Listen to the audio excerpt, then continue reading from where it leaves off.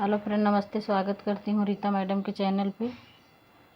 आप लोग के बीच फिर से आ गई हूँ एक पचरा गीत लेके। बहुत ही सुंदर गीत है, तो आप लोग फुल वीडियो में बने रहिए। आप लोग फुल वॉच करके देखिए वीडियो को।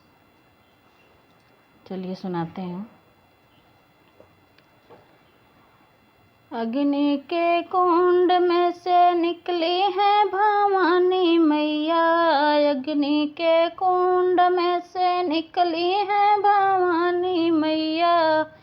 हे जिलाई देई हो, हे जिलाई देई हो, मैया मन जोगे हरवा। हे जिलाई देई हो, मैया मन जोगे हरवा। हमरे पिछुअरवा बाटे काट सोनरा के दुकानिया हो। हमरे पिछुअरवा बाटे सोनरा के दुकानिया हो। हे जिलाई देई हो, हे जिलाई देई हो, सोनरा भैया के दुकानिया से।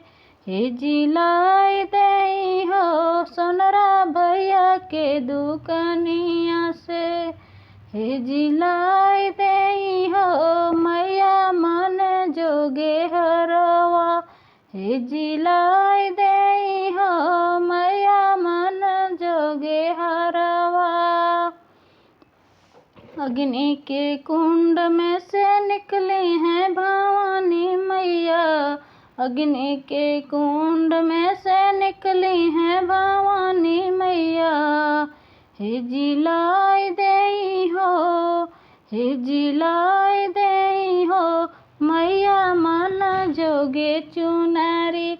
हे जिलाई देई हो, मैया मन जोगे चुनरी। हमरे पिछुअरवा बजजवा के दुकानिया हो। हमरे पिछुअरवा बजजवा भैया के दुकानिया हो। हे जिलाई देई हो, हे जिलाई देई हो, मैया मन जोगे चुनरी। हे जिलाई देई हो, हे पिया लाई देई हो, मैया मन जोगे चुनरी। अग्नि के कुंड में से निकली है भवानी मैया। अग्नि के कुंड में से निकली है भवानी मैया। हे जिलाई देई हो, हे जिलाई देई हो, मैया मन जोगे सिंगारवा। हे जिलाई देई हो, मैया मन जोगे सिंगारवा। हमरे पिछुअरवा पटहरवा के दुकानिया हो।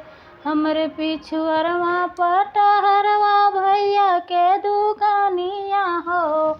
हे जिलाई देई हो, हे पिया लाई देई हो, मैया मन जोगे सिंगारवा।